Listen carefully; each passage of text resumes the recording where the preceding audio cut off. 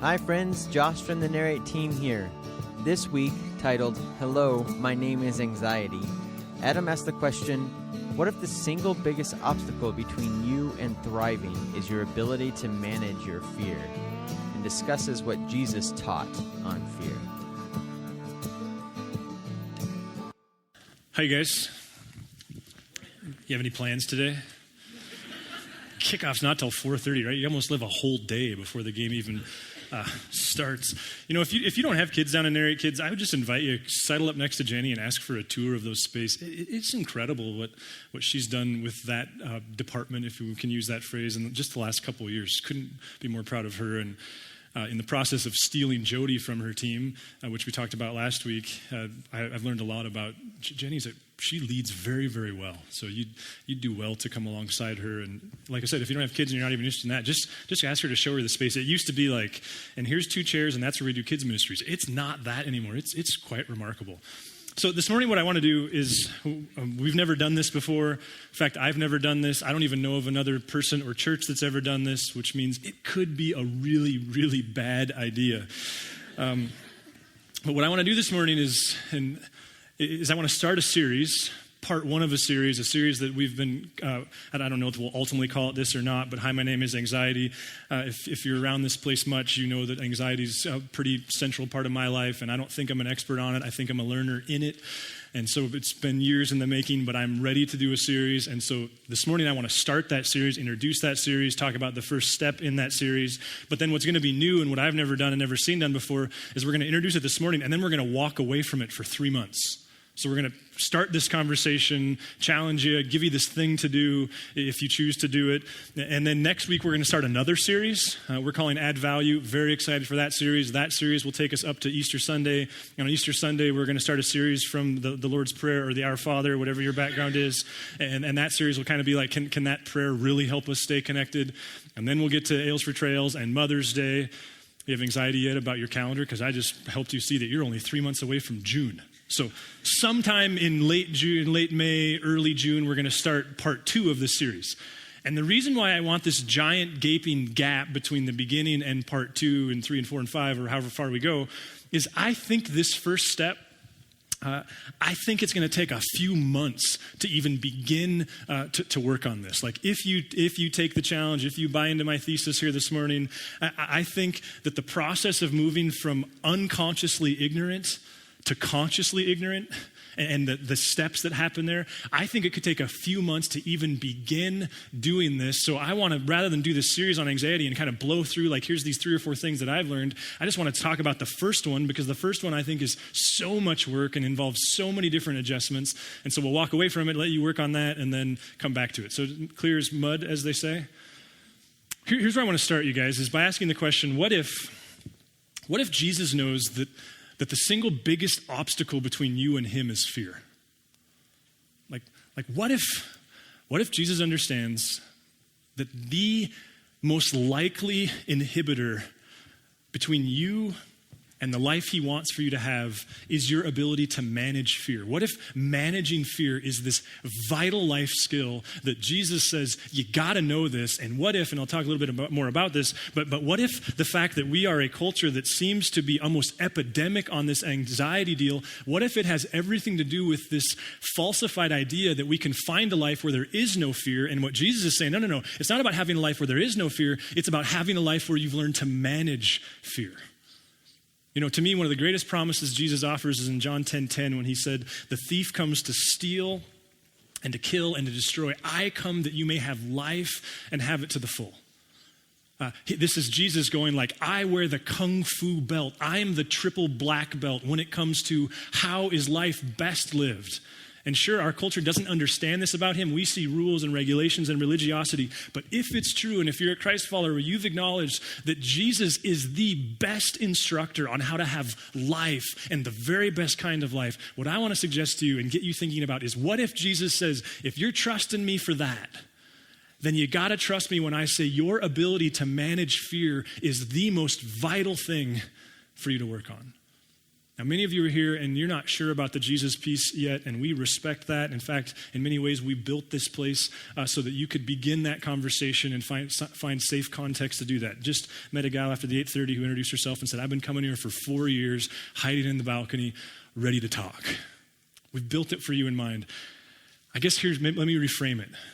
What if, like whatever reason you would describe you're here, it has something to do with a life that works, a life that you enjoy?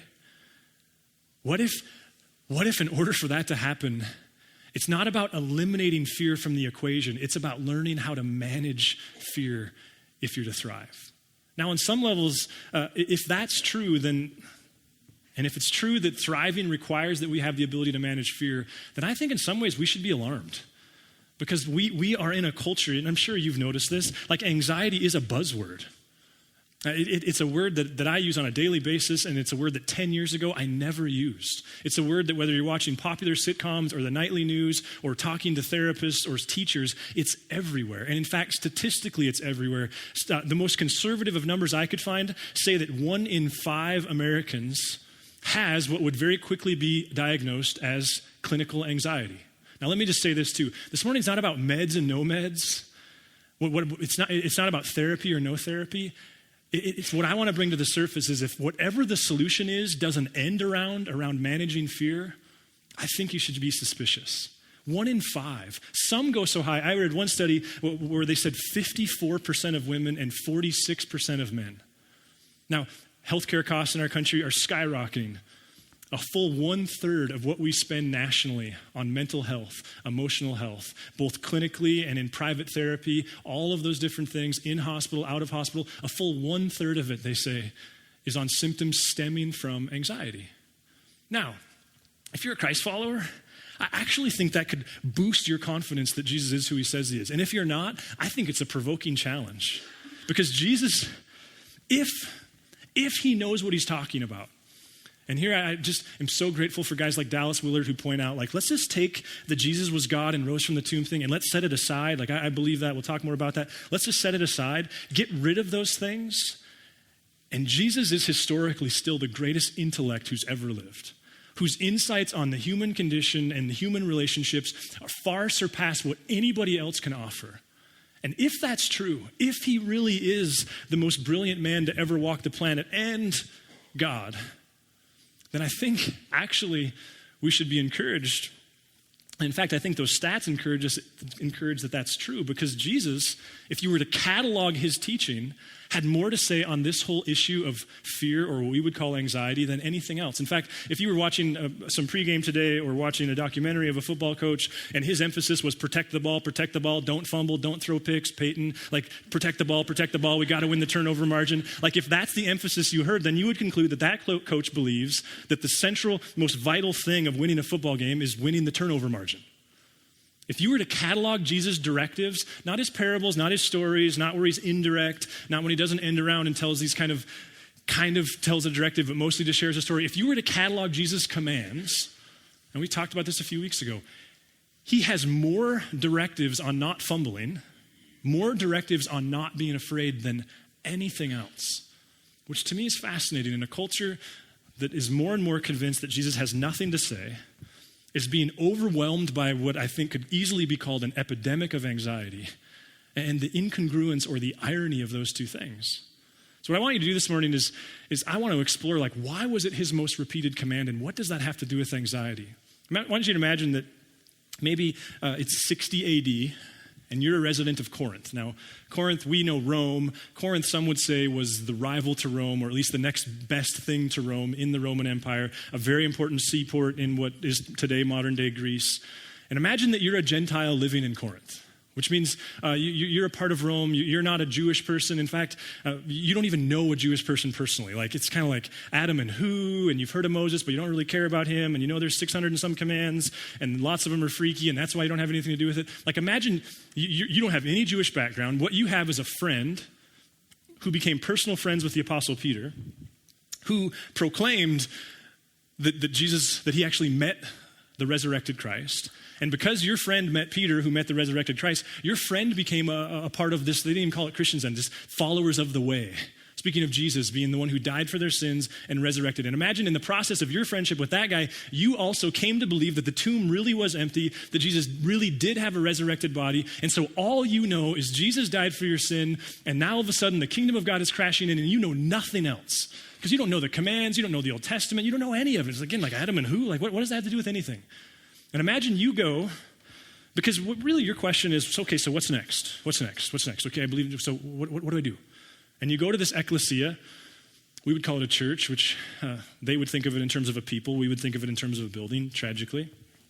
And you go to this ecclesia, and the elder leading this group says, okay, so what I want to do today is I want to talk about Jesus' most repeated command. You're like, this is awesome, because that's kind of what I want to know is like, okay, so what's next? What do I do next? If I'm going to follow Jesus, what do I do next?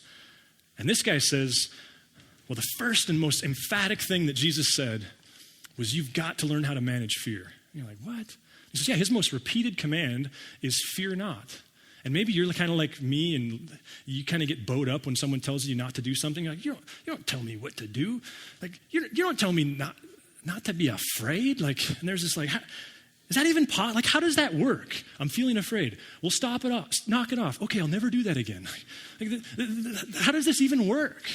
And he just says it. Let me just repeat. Let me say it in a different way. Do not be afraid. And then maybe he does with you what I would like to do with you now, and that is take you to a couple pertinent stories and get you thinking about why is this the case? The first one being in Matthew 10. In Matthew 10, the context here is that Jesus is getting ready to send out his disciples 2 by 2. Kind of like the ants went marching. He's going to send the disciples marching 2 by 2. But then he says, okay, but hold on, before you go, let me tell you something. People aren't going to like that you're doing this. Most of them are going to try to kill you. Some of them are going to successfully kill you. You're going to get beat up. Like, this isn't going to go so well. And you're going, oh, well, that's great. In fact, he says, hey, tell you what, you're going to be like sheep among wolves. You're like, well, this sounds fantastic. Maybe you've never heard the phrase. There's where the phrase comes from. Some people are saying that's what the Broncos are doing today. Sheep among wolves. We'll see, I say. And then he says, so do not be afraid of them. Like, what? So let me get this straight. They're going to try to kill me, but I shouldn't be afraid of them. Yeah, don't be afraid of them. He keeps going. Do not be afraid of those who kill the body, but cannot kill the soul. Rather, be afraid. Wait, time out. So I'm not supposed to be afraid, but I am supposed to be afraid. Just clarifying. He continues. Rather, be afraid of the one who can destroy both soul and body in hell. So again, there's this like, I'm not getting it because you said don't be afraid, and now you're saying be afraid. Jesus continues. Are not 2 sparrows sold for a penny? Think pigeon. That's the value of a sparrow. It's like an inverse value there. Like we don't even want those things around. Are not 2 sparrows sold for a penny? Yet not one of them will fall to the ground outside of your Father's care. Do you see the irony of that statement? And even the very hairs of your head are all numbered and in the bottom of the drain hole. So this is part of the problem. So don't be afraid. You're worth more than any sparrows. And so you're like, okay, so maybe somewhere in your spiritual journey, maybe this is where you're at now. Like, I'm not supposed to be afraid because God's going to take care of me. Problem is, the sparrows died and fell to the ground. So what is this? It kind of doesn't make sense. You know when it does make sense? When you learn that 1 in 5 people in a country aren't able to live the life that they want to live because they're afraid. You know when it does make sense? When you meet somebody who, as an adult woman, can't leave her house without her husband because something's happened to her since she got married, and suddenly fear wins. You know what doesn't make sense? You know what doesn't make sense is the high school senior who's got incredible opportunity to take a scholarship in Spokane and doesn't go because he's afraid of leaving home. You know what doesn't? Do you see where this goes?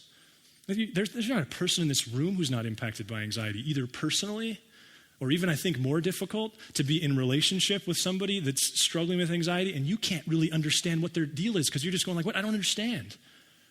I think one of the challenges here as well is to be honest with yourself about fear, because one person's fear is not another's. And the question is Jesus is asking is he's just talking categorically. If fear is a part of your decision-making process, you're in trouble. Jesus, in another spot, in Mark 4, and I think Mark 4 brings even greater clarity to why in the world does Jesus keep saying this? Now, the context of Mark 4, well, let me just read and then we'll talk some context. That day, when evening came, he being Jesus, said to his disciples, let us go over to the other side. Leaving the crowd behind, they took him along just as he was in the boat. There were also other boats with him. Now, many Bible scholars will argue that part of the reason why Jesus hung around the Sea of Galilee is because he didn't have a tricked out Escalade. He didn't have a chariot that could help him escape to Masada. And so he used a lake to help him get some space. He didn't have a cabin in the woods. This is long before the single family dwelling dynamic that we all know so well. He didn't have an unhealthy habit of going to the bar to do this. Like when Jesus was overwhelmed by the demands put on him, because he knew that there was going to be a bit of a freak show, because when you take a guy who's never walked and go, hey, you should walk, people are going to kind of huddle around you a little bit. And so Jesus used the Sea of Galilee as a means of creating space. And part of the reason why he could do that is because Jewish people hate water. They especially are terrified of this open water. So they get out on the boat, they're creating some space, and then the text says, a furious squall came up, and the waves broke over the boat, so it was nearly swamped. Now, I tried to give you a picture of what you can imagine their boats look like. This isn't an ocean liner. Think large. They basically look like our modern river boats, maybe a little bit bigger. And so these storms that gather up in the valley that leads into the Galilee, not a whole lot unlike Canyon Ferry and the dynamics out there, because everyone in Helena has their I almost died on Canyon Ferry story, which is why I don't go to Canyon Ferry. But these storms, they come shooting down the valley, and out of nowhere, before anyone can see that they're coming, they hit the lake, and they're quite dangerous. And so this happens to the disciples. They're trying to get away. They thought they were going to go for a nice ride to the cabin, and then they got a flat tire. The text continues, Jesus was in the stern, sleeping on a cushion. The disciples woke him and said to him, "Teacher, don't you care if we drown?" Now, before we keep going, if you're someone that, like, you had a storm hit and you concluded God was sleeping and you're done. You're still here, obviously, but emotionally, you're done. Like a storm hit and they still died. A storm hit and the marriage still ended. I think this story is worth your kind of being emotionally honest with yourself and bearing down on. Because this is a story just like yours. Jesus' guys were in a storm. They were about to die. But the difference between them and you is they didn't imagine that God was sleeping. They didn't imagine that he was ambivalent and wasn't paying attention. Like, they saw it happen. Jesus, they're about to die, and Jesus is asleep in the front of the boat. Some think he's pretending, kind of like, you with your kids, like, "Dad, are you sleeping?" Just, if you keep your eyes closed, I'm sleeping, which means I'm still checked out, right? Like, some thinks Jesus was pretending. Either way, they were convinced he was sleeping. But they didn't imagine it. It was real.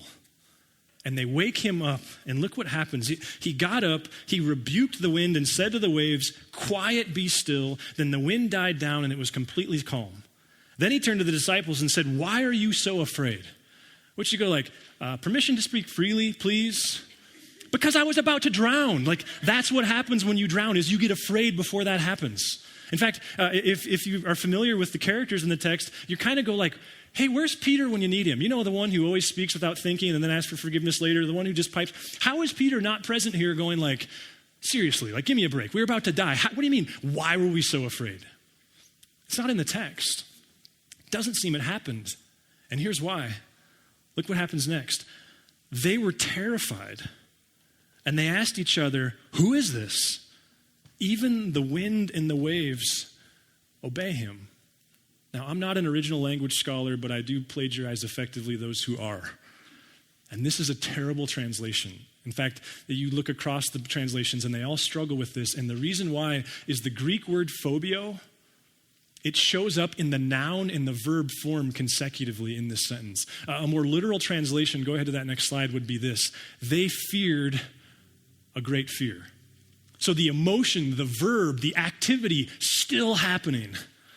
The source just shifted. The reason Peter didn't pipe in is because suddenly he's not afraid of the storm anymore. Suddenly he's afraid of Jesus. And that's what leads me to this question. What if any solution to our struggles with anxiety that offers relief from fear is dangerous? What if any relief, and again, this isn't about meds or no meds, therapy or no med therapy, it's not about that at all.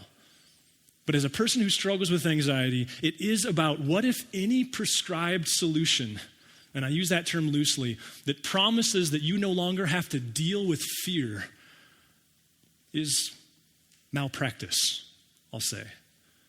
Because see, what happens here is they go, "Ooh, we're still afraid, but we're afraid of something different." And to me, it begs the question, what if, and this is great material for chair time as you struggle and wrestle through these all Jesus commands on fear, what if behind this command, do not be afraid, is a Jesus who goes, "Hey, listen, you can either follow fear or you can follow me. And I can't protect you from fear. I can lead you in this way. And fear can't really protect you from fear either. That's actually how it goes, is the more you listen to it, the smaller and smaller and smaller your world gets. And anyone who struggles with anxiety understands that. It's why a part of my frustrations has been, why do I have problems in my 30s that I didn't have in my 20s? It's because any solution that claims to eradicate fear is, if nothing else, altogether different than the solution Jesus offers. He's going, follow me. What if Jesus is going, wait a minute.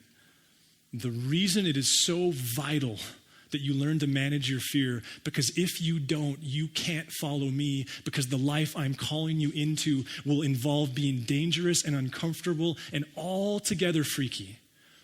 Several years ago, I had the opportunity to be in Israel, and it was more of a crash course, college course than it was a spiritual retreat. And there was this one moment where our teacher and guide took us down to the edge of the Jordan River. And I'd never pictured the Jordan River, but what I saw was somewhat shocking. We have that picture there. It doesn't look like the dammed up Missouri River. It looks like the Little Blackfoot at runoff season. It's this very aggressive kind of whitewater-ish river. And our guide explained that when Joshua was leading the people of Israel into the promised land, if you look back at the text, it was spring runoff. It was incredibly dangerous. There were white caps in the river, and the command to Joshua, do you remember what it was? Step out into the river. And you're like, well, that's stupid.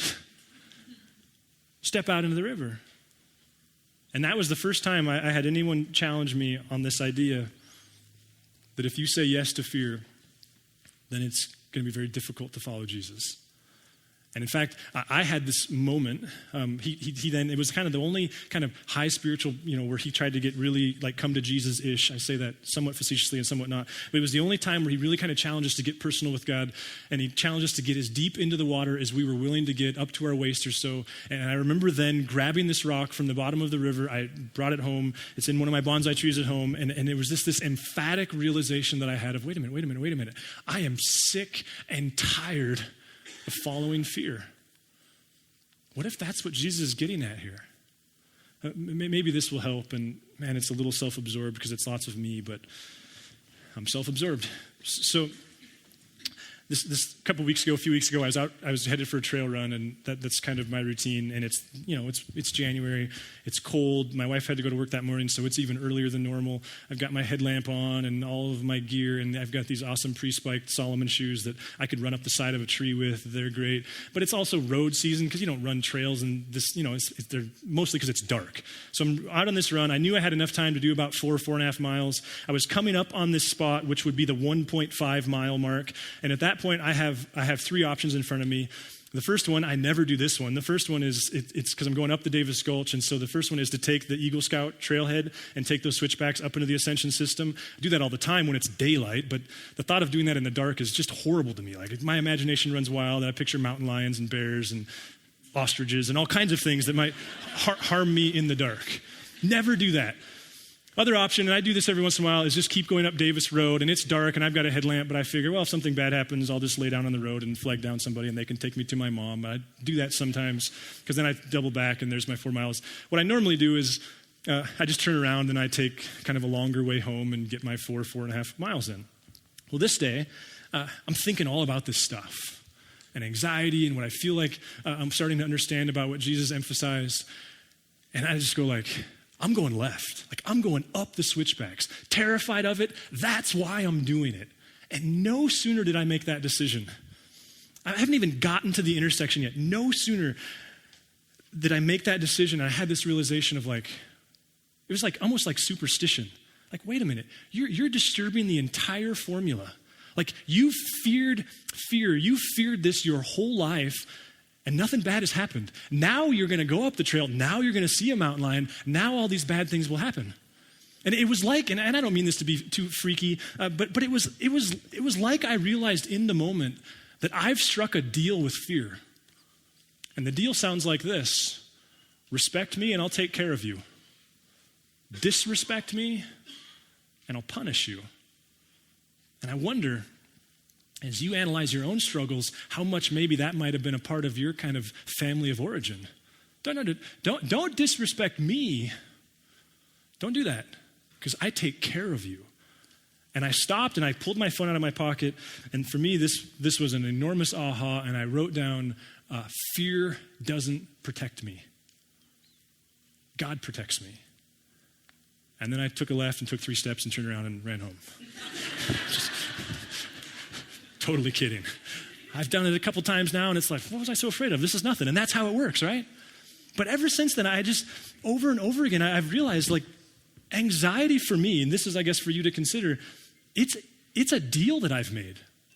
It's a deal that if all fear, it'll take care of me. And listen, if you had a friend who was in a dating relationship, and they described to you this dude that they were dating, and you picked up on the fact that the dynamic was that he wants her to be afraid of him, and as long as she's afraid of him, then everything's good, but the moment that she's not afraid of him, everything's bad. How would you describe that relationship? What would you say to your friend about that relationship? You'd beg them to run.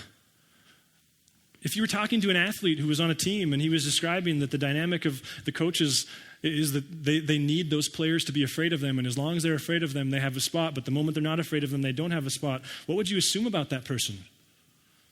I'd assume that they played for the Patriots. Just saying. Seriously, though.